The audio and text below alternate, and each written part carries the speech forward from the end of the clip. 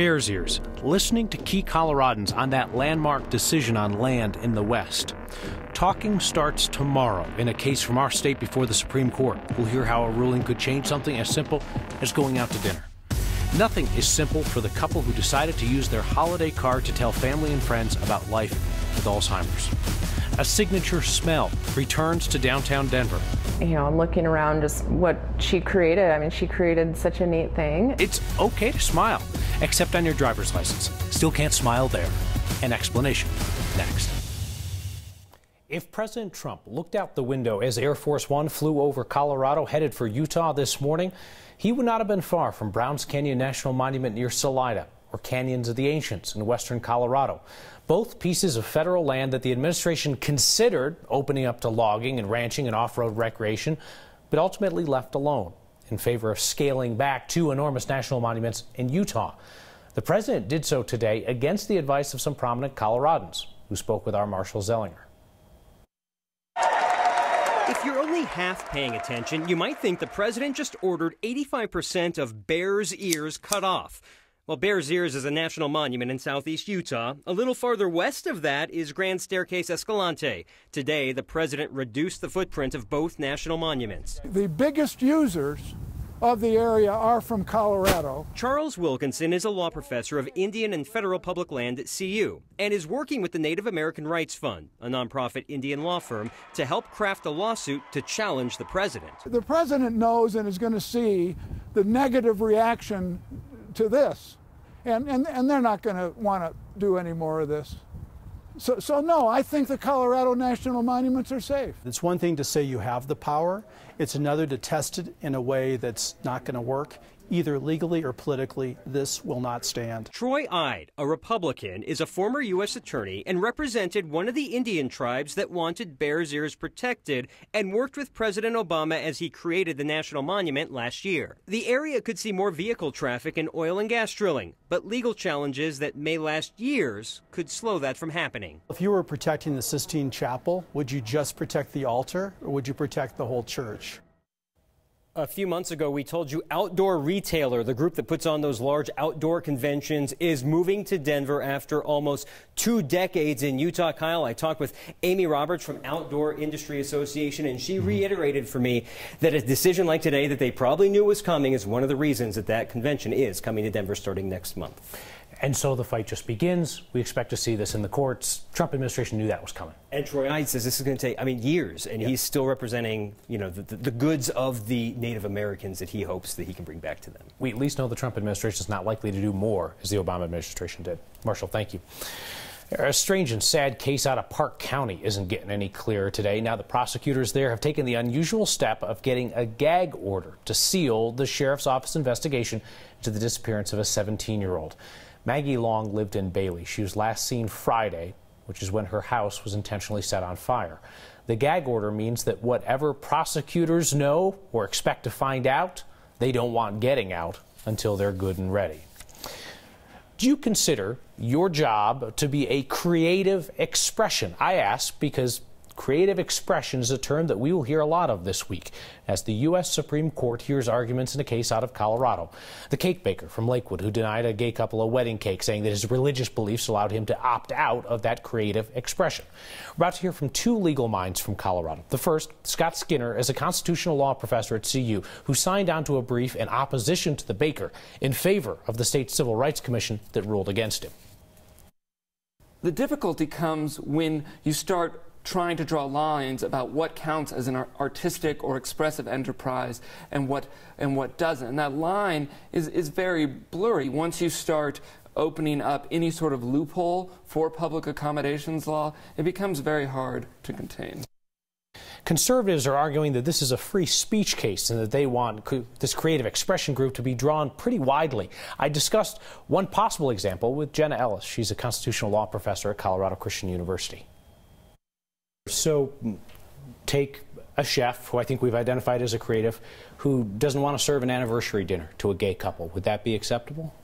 I would think so if that was something that was participating in that specific event. But say that you and a same-sex partner went in and just ordered something straight off the menu. It didn't use its creative skills and talents. It had absolutely nothing to do with the event itself. It was only about you as the customer. That's something that wouldn't be acceptable to decline. The justice to watch when oral arguments begin tomorrow is Justice Anthony Kennedy. He has written strongly in support of gay rights and also in support of free speech. Those are the issues that opponents in this case will argue support their position. Our next question comes from a viewer named Kelly G. on what she calls the DMV's can't smile rule. Kelly writes, I can't find any rule or legislation that says you're not allowed to smile. Just news articles that in 2017, they don't have technology advanced enough to allow facial recognition to work when someone smiles. That's not a good enough reason for me. Well, Kelly, that is the best reason you're going to get. We asked the DMV again today, and they said that smiles are still banned in 2017 because a neutral face maximizes the effectiveness of identity verification tools. They pointed out that Colorado's driver's licenses are compliant with new national guidelines. That's become an issue in some other states. So, resting you-know-what face is what we're stuck with for the time being.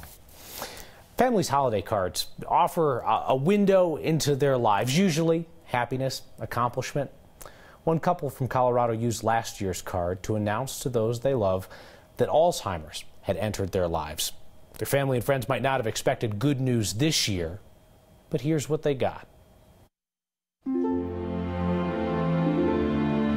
Last Christmas, we shared Barb's Alzheimer's diagnosis.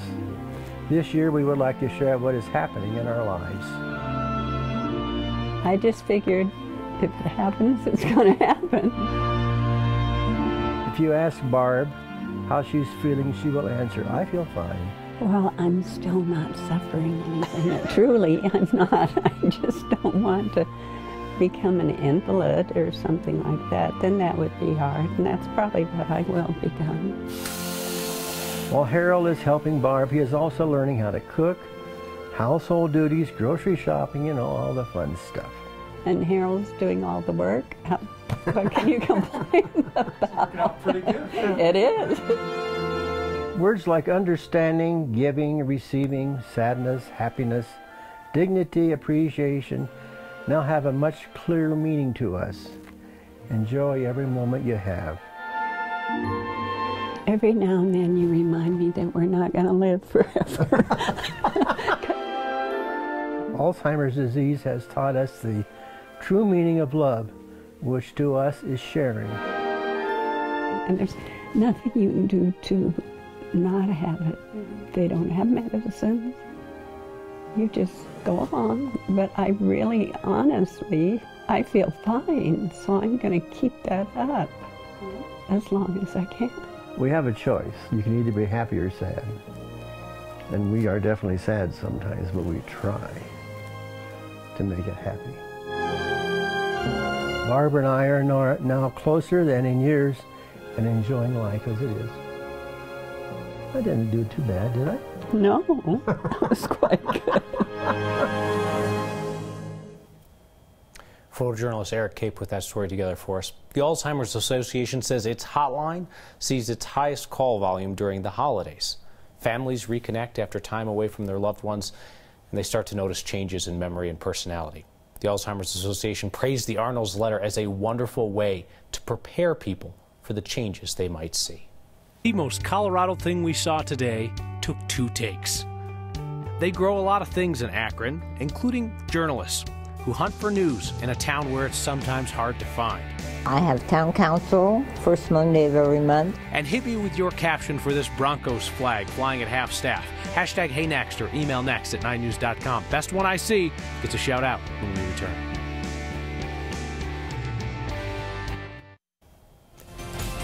The most Colorado thing we saw today is a shot Rob Scroggins says he has been meaning to take and send to us for a while off Highway 72, where the elk collect in Cold Creek Canyon for the winter. Rob was all about getting this photo to Next. He says his iPhone camera just wasn't doing it justice, so he went out and bought a fancy new camera, returned to the spot, and took the picture. You did not have to do that just for us, Rob, but I hope you know how much everyone watching appreciates it.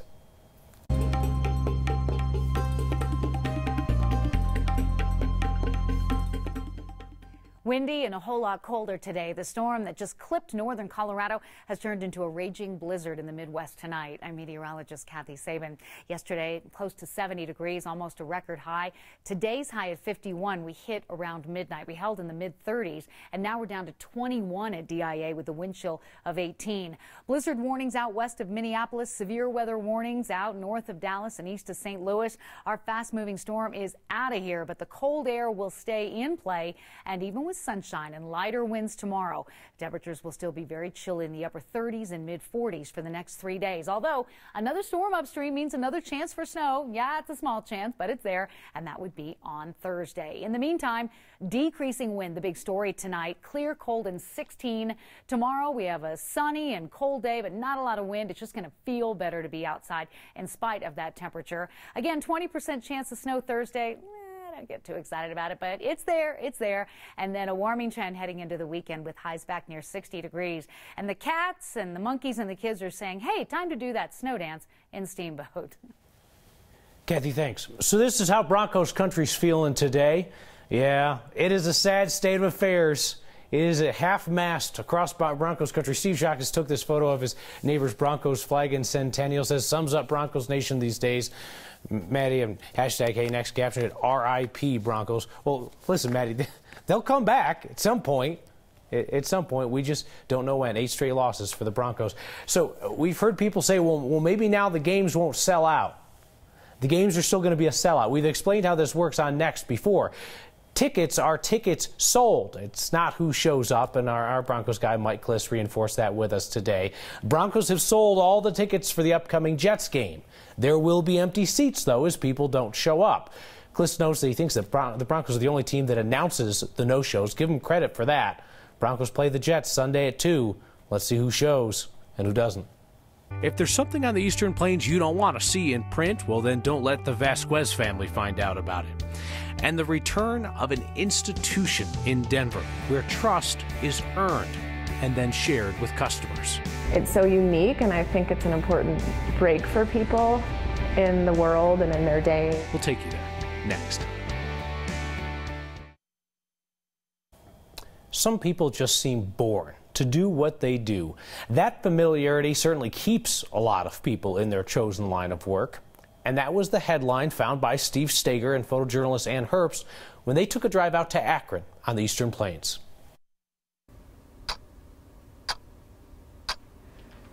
I have to do my Thanksgiving issue, actually, so. You know, you've picked up a small-town newspaper when the Halloween food drive and a book fair make the front page.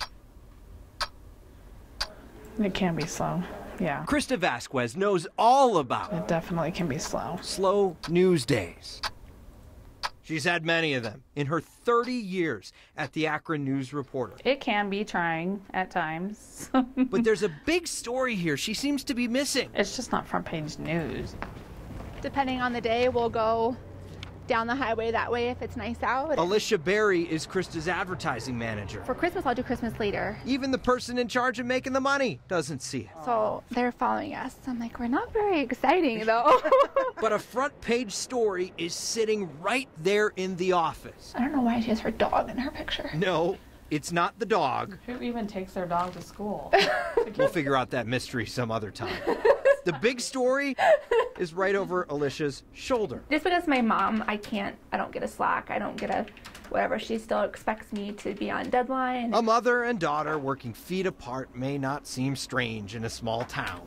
You get the real story at the Akron News Reporter when you add another generation. I had no experience. You heard that right. Never written. Grandma's the editor. And she hired me right away. Grandma Joanne writes most of the paper stories on a computer straight out of the 90s. Oh no, it's older than Methuselah. And social media skills of that era too. But I don't think she probably knows what Snapchat is, no. You Snapchat, I don't. Because she can't even sign on to her own email a lot of times. I wouldn't know how to Snapchat if my life depended on it. She has a Facebook account. I don't know why she has it, because she never, ever, ever uses it. I can't even get into it now. Everything you might expect from a grandma.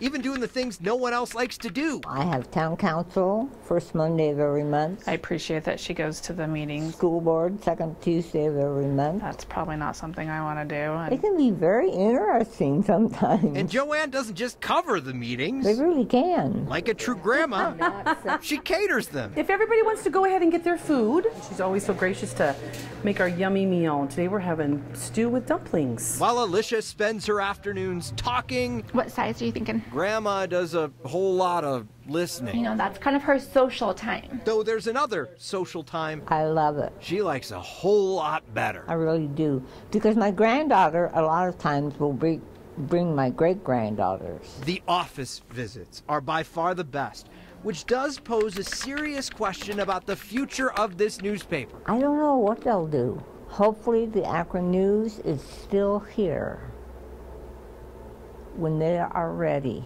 if that's what they want to do. Somebody let them know that we have 3 generations working at the paper. If journalism is a gene... Cool. Well, congratulations. Thanks. The Akron News Reporter has a bright future. With photojournalist Dan Herbst, I'm Steve Stater. Well, their office sounds like our next office, only with less yelling and profanity.